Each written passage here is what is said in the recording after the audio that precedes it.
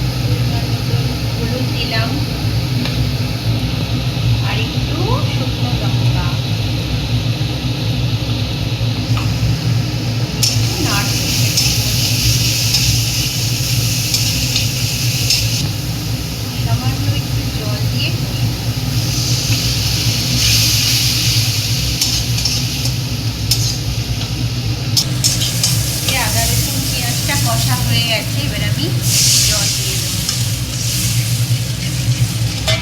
যে ভাজা মাছগুলো এবার আমি দিয়ে দিলাম।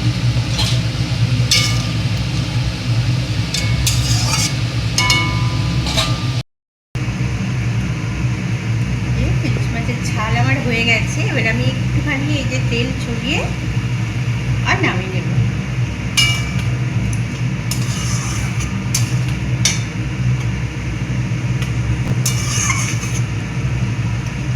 আমার রেডি ইলিশ মাছের ঝাল, একদম রেডি হয়ে গেছে ইলিশ মাছের ঝাল। যদি ভালো লাগে একটা সাবস্ক্রাইব করে দেবেন, একটা লাইক কমেন্ট করবেন প্লিজ।